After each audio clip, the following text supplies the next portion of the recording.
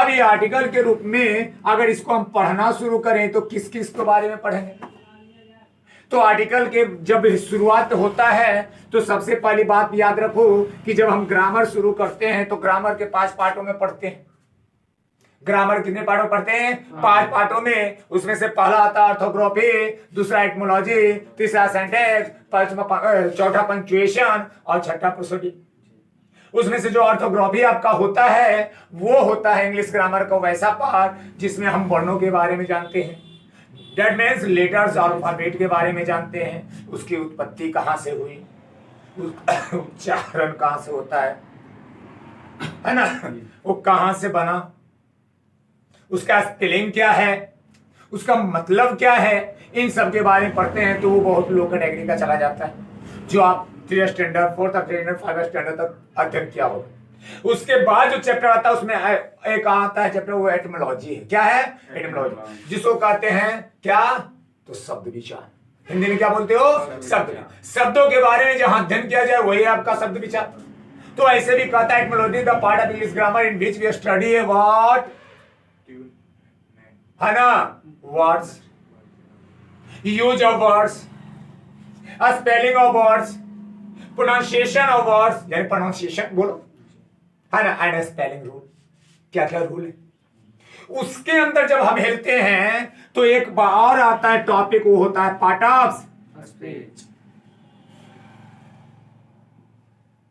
Parts of speech. तो हमने पढ़ा जब तक छोटे थे तब तक पढ़ा कि हमारा जो पार्ट ऑफ स्पीच होता है वो कितने प्रकार के होते हैं? 8 प्रकार के। कितने प्रकार के? 8। यानी kinds of part of speech की बात करते हैं 8 kinds of part of speech. लेकिन साथ में एक जोड़ के चलना भैया, एक जोड़ के चलना यानी 9। कितने? 9। अभी अगर मॉडर्न क्लासिफिकेशन के हिसाब से बोला जाए तो 9 होगा, और वो 9 होगा उसमें से जो लास्ट एक जुटा वो क्या है? This is called article. Clear है? यहां तक कोई शक होना भी नहीं चाहिए। अब ये आर्टिकल जब पढ़ने के लिए बैठे तो आर्टिकल है क्या? तो कहता है कि ए एंड और द को क्या कहते हैं? आर्टिकल कहते हैं। ए एंड और द को क्या कहते हैं? आर्टिकल कहते हैं, है ना। ये मेन रूप से डोमेस्टेटिव एडजेक्टिव है। कौन सा है? डोमेस्टेटिव एडजेक्टिव है, यानी एडजेक्टिव के फॉर्म में है। मेन रूप से किसके फॉर्म में है?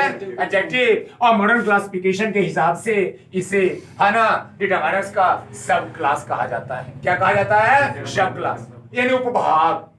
क्या कहा जाता है? उपभाग कहा जाता है डिटरमिनर्स का। क्लियर है? कोई शक? अब बात चलता है आर्टिकल तो समझ में आ गया भैया। अब बताइए ये आर्टिकल होते कितने हैं? तो आर्टिकल तो आप पता चल गया, अगर काउंटिंग करें तो 3 है, लेकिन अगर इसके फंक्शन के हिसाब से इसको बांटा जाए तो 2 है। आर्टिकल को इसके फंक्शन के हिसाब से, अगर फंक्शन के विचार से बांटा जाए तो कितने होते हैं? 2। पहला जो होता है वो इंडेफिनिट होता है, और दूसरा जो होता है वो डिफिनिट होता है। पहला इंडेफिनिट, दूसरा है ना, इंडेफिनिट और डिफिनिट। अगर इंडेफिनिट की बात किया जाए तो अनिश्चित, और इसकी बात किया जाए तो निश्चित। एक तो अनिश्चित, दूसरा निश्चित की बात करता है। तो जो इनडिफिनिट है उसके अंतर्गत ए एन आ जाते हैं, और जो निश्चित है उसके बीच में द आ जाते हैं। अब दोनों में, है ना, फर्क क्या है? दोनों में फर्क क्या है कि कहां ए एन और कहां द, तो उसी को पढ़ने के लिए हम आर्टिकल पढ़ बैठे हैं, है ना। यानी कहने का मतलब अगर डिफिनेशन पूछा जाए कि इंडेफिनिट आर्टिकल किसे कहते हैं तो आपका जवाब होना चाहिए कि ए एन को इंडेफिनिट आर्टिकल कहा जाता है, क्योंकि यह अनिश्चित व्यक्ति या वस्तु के लिए प्रयुक्त होते हैं। किसके लिए प्रयुक्त होता है? अनिश्चित व्यक्ति या वस्तु के लिए प्रयुक्त होता है ना। जैसे अगर मान लें एग्जांपल ले लेते हैं तो बोलते हैं ये डॉग इज faithful एनिमल। क्या सही होगा या गलत होगा?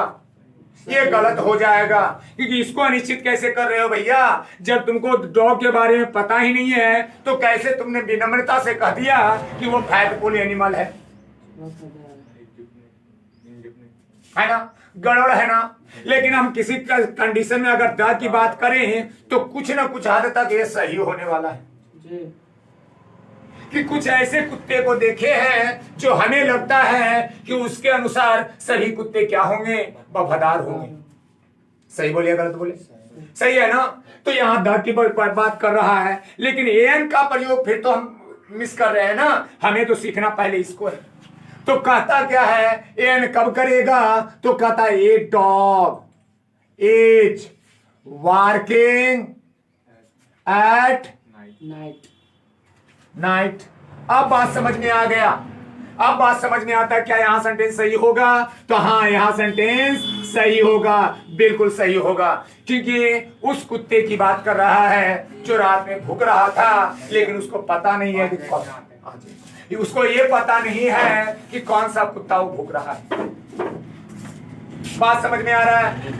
अब उसको पता है कि ये dog is working at night. क्या कर रहा है? एक कुत्ता रात में भूख रहा था, लेकिन कौन सा कुत्ता था ये हमें पता नहीं है, लेकिन इतना तो जरूर पता है कि कोई कुत्ता था जो भूख रहा।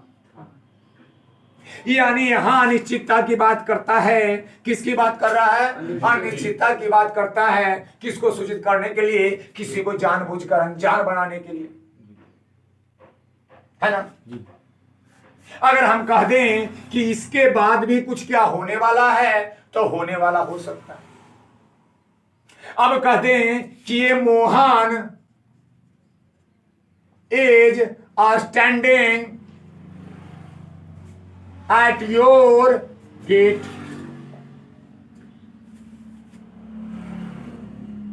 है ना?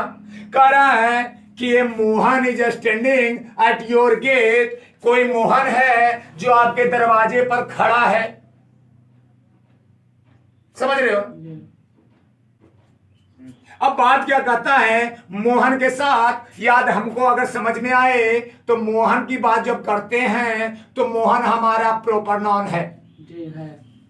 कौन सा नाउन है? प्रॉपर नाउन है। जब भैया मोहन हमारा प्रॉपर नाउन है तो प्रॉपर नाउन का स्पेशल रूल कहता है कि यह हमेशा सिमिलर होता है, वर्ब भी सिमिलर लेता है, लेकिन आर्टिकल का प्रयोग प्रायः नहीं होता है। किसका प्रयोग नहीं होता है? आर्टिकल का प्रयोग प्रायः नहीं होता है। तो फिर कैसे लगा दिया गया ए? कैसे लगा दिया ए? यहां गलत होना चाहिए, लेकिन मेरा पॉइंट ऑफ व्यू कहता है कि अगर हम किसी को अनजान बनाना चाहते हैं तो हम यहां ए लगा सकते हैं। या दूसरी बात अगर कहते हैं तो हम कहते हैं the great Mohan is standing at your gate.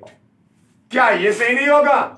ये भी सही होगा। दूसरा प्रॉपर नाउन का रूल कहता है कि यदि किसी प्रॉपर नाउन के पहले कोई एडजेक्टिव आ जाए और वो एडजेक्टिव उसका गुण या दोष को बताए।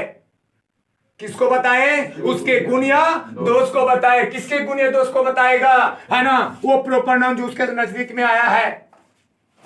कौन आया है? वो प्रॉपर नाउन जो उसके नजदीक में आया है। उस कंडीशन में उसके साथ दा का प्रयोग होगा, क्योंकि डिफिनेट कर रहे हैं महान है। कौन महान है? मोहन महान है। तो जब भैया आपको अगर पता न रहता कि महान कोई है और वो कौन है, तो फिर उसको डिफिनेट करने का तो कोई तात्पर्य ही नहीं बनता है। फिर आपने उसको डिफिनेट कैसे किया? यानी वंडर वहां क्या हो जाएगा आपका, है ना? गलती माना जाएगा। सही बोले गलत बोले? सही बोले। तो इस कंडीशन में यहां भी सही है। तो अनिश्चितता वहां बोध करवाया जाता है जिससे अनभिज्ञ हो, जिसे नहीं जानते हो या जानबूझकर नहीं जानना चाहते हो। वहां किसका प्रयोग करेंगे? ए और एन का। दोनों का अर्थ क्या होगा? एक ही होगा यहां पे। लेकिन ए और एन का अर्थ एक ही नहीं होता है। एक भी होता है, सब भी होता है, प्रति भी होता है, के विचार से होता है, के हिसाब से होता है, में होता है, बहुत सारा इसका अर्थ होता है। किसका? तो ए और एन का। तो हम ये भी नहीं कह सकते कि उसका वैल्यू क्या होगा, एक, उसका अर्थ क्या होगा, एक। अब यहां अगर बोल दिया जाए, कहां लिखे थे, a dog is barking at night, तो यहां कहते एक कुत्ता रात में भूख रहा था, चलो कुछ हद तक मान लेते हैं सही, एक कुत्ता रात में भूख रहा था। तुम कैसे डिसाइड कर लिया कि कुत्ता एक ही था? हो सकता है कि एक कुत्ता भूखे वापस जाए, फिर दूसरा कुत्ता भूखे फिर वापस जाए, बहुत कुत्ता हो सकता है, तो आप डिसाइड कर सकते हो उसके बारे में। लेकिन अगर हम सेंस लगा दें कि कोई कुत्ता रात में भूख रहा था, तो कहीं ना कहीं कोई हद तक हमारा बात सही होगा। कोई माने कोई आ जाएगा भैया, एक रहे या हजार रहे, एक रहे या हजार रहे, क्या फर्क पड़ता है? कोई फर्क पड़ेगा कि पड़ेगा? कोई फर्क पड़ने वाला नहीं है। वो हमेशा क्या होगा, है ना, उसके साथ ए लगा सकते हैं, लेकिन इसका उच्चारण जो करेंगे, अगर हिंदी उच्चारण करते हैं तो कोई लगाने में कोई, है ना, गलती हमारा नहीं। जिस तरह से अगर हम कहते हैं कि देयर वाज अ किंग, क्या बोले, देयर वाज अ किंग, कोई राजा था, कोई राजा था, तो ए का यूज किए, फिर यहां फिर ए का मतलब कोई का बात बताता, कोई एक राजा था अगर बोल दे तो, कोई एक राजा था। इस कंडीशन में यहां क्या होगा, ए का मतलब एक होगा। इस कंडीशन में क्या होगा, ए का मतलब क्या होगा, एक होगा। कोई सब एनी प्रॉब्लम यू है है ना, यही होना चाहिए, यहां बात चलता है। तो हमने समझा ए और एन का बात जो ए एन आप प्रयोग करेंगे वो अनिश्चितताओं के साथ करेंगे। कैसे करेंगे, पोजीशन में देखेंगे जी। अब बात चलता है द का, कि आखिर ये द क्या है, द का क्या मतलब है, द करता क्या है और क्या क्या कहता है द, है ना, आखिर यूज क्यों करेंगे। तो भैया इतना बात समझ लेना, द जो अपने आप में एक हीरो है। कौन है, हीरो है, और इतना बड़ा हीरो है कि वो अर्थ को अनर्थ बना देता है, अर्थ को अनर्थ बना देता है। कैसे बनाता है वो समझ लेना, बताता है ना। अब कहता है कि अगर हम बात कर लें कि वाटर, वाटर अगर नॉन के रूप में आएगा तो कौन सा नॉन में आएगा, मटेरियल में। क्लियर है, मटेरियल, है ना, मटेरियल। पकमा पढ़े हैं ना, पकमा हमने पढ़ाया, पकमा, पी, है ना, सी एम ए, इसको कहते हैं पकमा कंपनी। कौन सा, पकमा, है ना। P4 proper noun, C4 common noun, C4 collective noun, M4 material noun और A4 abstract noun। यही है पकमा कंपनी। लेकिन किसके विचार से, जाति के विचार से। किसके विचार से, जाति के विचार से हमारा पकमा कंपनी कार्य करेगा। लेकिन इसके बीच में हम चला दे, जब कलेक्टिव नाउन की बात आता है तो इसमें भी हम क्या क्या डिनोट कर देते हैं, तीन को और बांट देते हैं, जिसमें आपको जनरलाइज्ड कलेक्टिव नाउन आ जाता है, जिसमें से आपको ग्रुप कलेक्टिव नाउन आ जाता है, जिसमें आपका डिस्ट्रीब्यूटिव कलेक्टिव नाउन आ जाता है। आता है या नहीं आता है? सही बोले या गलत बोले? सही बातें हैं। तो यानी पकमा कंपनी जो था भैया, है ना, उसी की बात करें तो उसमें से एक जो एग्जांपल आएगा वाटर, वो किसी न किसी का होगा, और वो किसका होगा, मटेरियल नाउन का होगा। अब कहता मटेरियल होता क्या है, what is a material noun. तो आपको पता होगा कि ऑक्सफोर्ड कहता है ये material noun is the name of material substance. अगर अपने लैंग्वेज में हम बोले कि आखिर मटेरियल है क्या, तो हम कह सकते हैं, है ना, कि वैसा नाम, क्योंकि हमने जो डिफाइन किया था आपको नाउन को एक नाम लेकर किया था, है ना, कि दुनिया में जो भी चीजें हैं जिसको हम नाम दे दिया वो क्या हो गया, नाउन हो गया। क्या हो गया, नाउन हो गया। और वो जो नाउन होगा, है ना, वो किसी भी रूप में रह सकता है। तो हमने 5 रूप बताया पहला, उसके बाद उसके 3 रूप बताए, फिर 2 रूप बताए, फिर 2 रूप बताए, फिर उस 2 के 2 कर दिए, फिर हमने 4 रूप बताया। कुल मिलाकर कितने पड़े, 20 तरह से इसको डिस्ट्रीब्यूट किया। जिसको पकड़ सकते पकड़ो। लेकिन बात करता है कि ये जो बातें हैं वो किस हद तक सही हो, जो हमने बताया वो किस हद तक सही हो, वही बात। तो कहने का मतलब हुआ कि जब नाम की बात आता है तो मटेरियल नाउन की बात जब करते हैं तो मटेरियल नाउन सीधा सीधी कहता है कि नाम में से वैसा नाम जिसे नापा या तौला जा सके परंतु गिना नहीं जा सकता। जिससे विभिन्न वस्तुओं का निर्माण हो, यानी तरह तरह के वस्तुओं का बनाया जा सके, वो हमेशा क्या आएगा। लेकिन जैसे मटेरियल नॉन कहते हैं तो उसका एक दिमाग में नाम आता है हिंदी में, वो क्या होता है कि द्रव अवस्था। लेकिन ये द्रव और वो द्रव दोनों में थोड़ा सा फर्क है। ये द्रव और वो द्रव में थोड़ा सा फर्क है। ये द्रव कहता है जो तरल अवस्था में हो, लेकिन जो मेरा मटेरियल नॉन है, जो द्रव है, वो कहता है कुछ भाग तरल रहने दो और कुछ भाग को थोड़ा सा सॉलिड के रूप में भी देखें। Just like to sugar, just like to gold, है ना। किसी न किसी अवस्था में वो सॉलिड भी होता है और किसी न किसी अवस्था में वो लिक्विड में भी आ जाता है। आता है नहीं आता? चीनी का भी वही रूल है ना। यानी उसके पास गुण है तो मिक्स गुण है। कौन से गुण? दोनों मिक्स गुण हैं। और कौन कौन से गुण होंगे ये बात पता होना चाहिए। तो जब वाटर आता है तो वाटर भी आपका क्या हो जाएगा? मटेरियल नॉन है ना। लेकिन इसके पास भी मिक्स गुण है या नहीं है? और सबसे बड़ा मिक्स गुण इसके पास है, जिसको तीनों फॉर्म में पाया जाता है। सॉलिड भी है, लिक्विड और गैस भी है या नहीं है? अगर सॉलिड में बोला जाए तो आइस की बात करते हैं, लिक्विड में बोला जाए तो वाटर की बात करते हैं, और गैस में बोला जाए तो वाफ की बात करते हैं, वेपर जिसको बोलते हैं। सही बोले अगला बोले? क्लियर है ये कंसेप्ट? अब कहता है कि अगर मटेरियल जब पढ़े होंगे तो उसमें एक चीज बताया गया है ना कि मटेरियल हमेशा सिंगुलर होता है। वर्ब कैसा लेगा? सिंगुलर। जब मटेरियल नॉन सिंगुलर है तो वर्ब प्लूरल कहां से आएगा? माता जी के दलान है कि नहीं ना? तो नहीं है भैया। तो याद रखिएगा, जब मटेरियल नॉन सिंगुलर है तो वर्ब कैसा? सिंगुलर। तो कहता वाटर ऑफ दिस रिवर, सही है। रिवर इज डर्टी बोलो, फ्रेश बोलो, जो भी बोलना है बोलो, है ना। और डर्टी। अब बताओ क्या ये सेंटेंस सही है? Water of this river are dirty. कैसे गलत हुआ? या पानी ये सेंटेंस सही बोले या गलत बोले? लिखा गया सेंटेंस सही या गलत? लिखा हुआ सेंटेंस सही है, लेकिन गलत है ना भैया।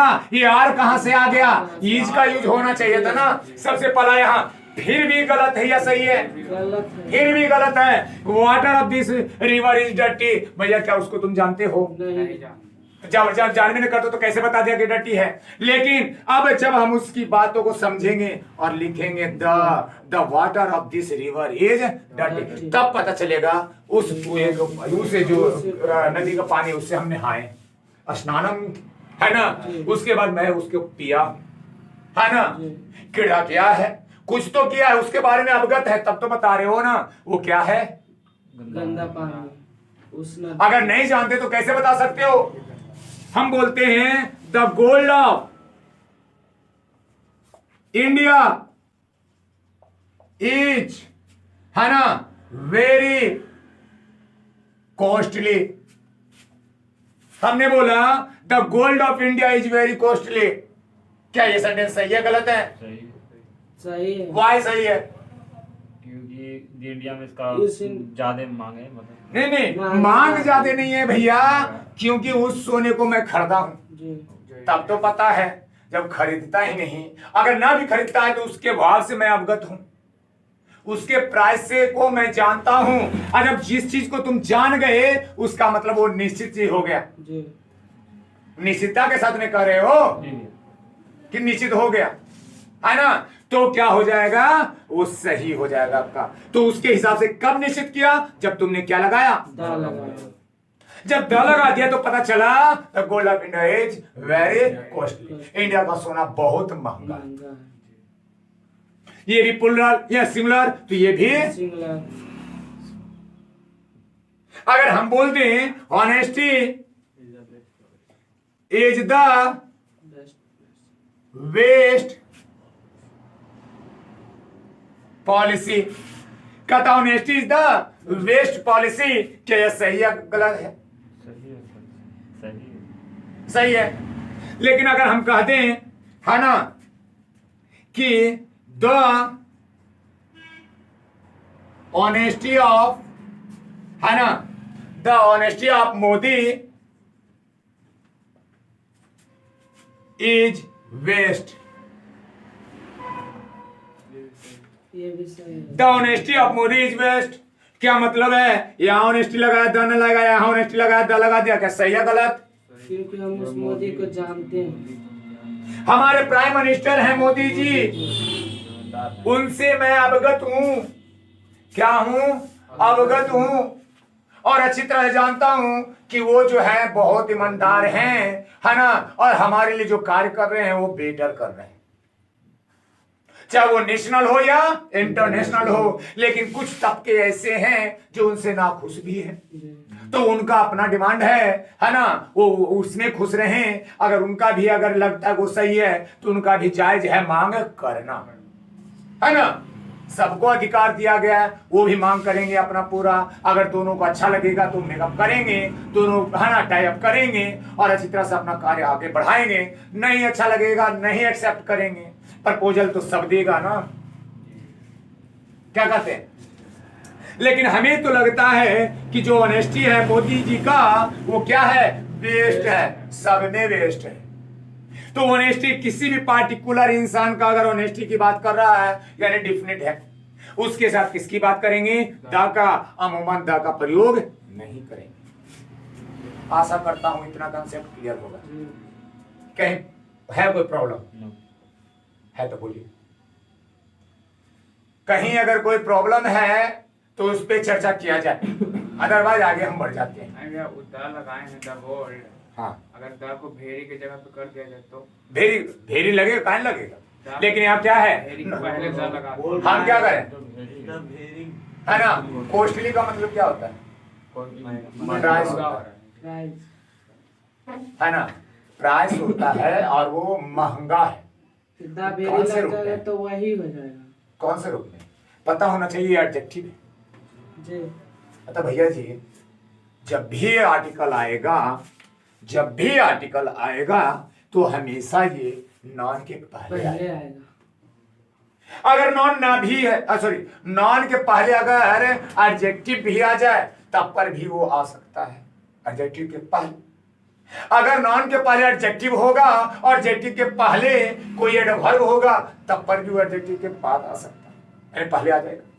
लेकिन किसकी आवश्यकता जरूरी है और रहना किसकी जरूरी है? नॉन रहेगा ही। कहाँ पे नॉन नजर आया आपको? कैसे रह सकता? तो वहां तो कोई आशा ही नहीं बनता कि रहेगा। मान लेते इतना कंसेप्ट क्लियर होगा आप लोग का? जी क्लियर है। अब दूसरी बात आता है, तो याद रखिएगा आर्टिकल यूज कहाँ होता है? तो आर्टिकल हमेशा यूज होता है नॉन के पहले। हमें एक जनरल रूल पता है, हमें एक जनरल रूल पता है कि जो आर्टिकल है ए एन और द, वो कहाँ यूज होगा? नॉन के पहले होगा। लेकिन कुछ कंडीशन ऐसे भी हैं जहां उसका प्रयोग अलग बलग हो सकते हैं, जहां उसका प्रयोग इधर उधर हो सकते हैं, लेकिन वहां भी मौजूदगी किसकी होगी? नॉन की होगी। अब कैसे होगी तो उस बात को भी समझ लो। अब बात करता है जैसे ही कि सबसे पहला आर्टिकल का प्रयोग प्रायः नॉन के पहले होता है। क्या होता है? नॉन के पहले होता है। अब वो कैसे होता है? कहता है ना, दिस बॉय इज गुड। अगर कह दे तो यहाँ तो नॉन कहीं नजर, नॉन तो नजर आ गया लेकिन आर्टिकल कहीं नजर नहीं आया। लेकिन अगर कह दे I am a student, I am a student, क्या स्टूडेंट आपका नॉन है या नहीं है? स्टूडेंट आपका नॉन है या नहीं है? स्टूडेंट से पहले ये आया, जी आर्टिकल ये आर्टिकल आपका है या नहीं है? यहाँ कहता आई मैं, मैम है, कौन है? एक स्टूडेंट, एक लड़का, मैं एक लड़का, यहाँ स्टूडेंट की बात कर, मैं एक छात्र हूँ, विद्यार्थी हूँ। जरूरी है कि लड़के रहा, लड़की भी हो सकती है। तो अपना नाम काहे ले लिया? अरे बोलो लड़का, विद्यार्थी बोले तो लड़की हो गई नहीं, भारी गड़बड़ आदमी है यार। समझने की बातें हैं कि ये सीधा सीधी कहता है आई एम अ स्टूडेंट। इसका मतलब है कि जब भी ये आएगा किसके साथ आएगा? नाउन के नॉन के पहले आएगा। पहला रूप, पहला बात यही कहता है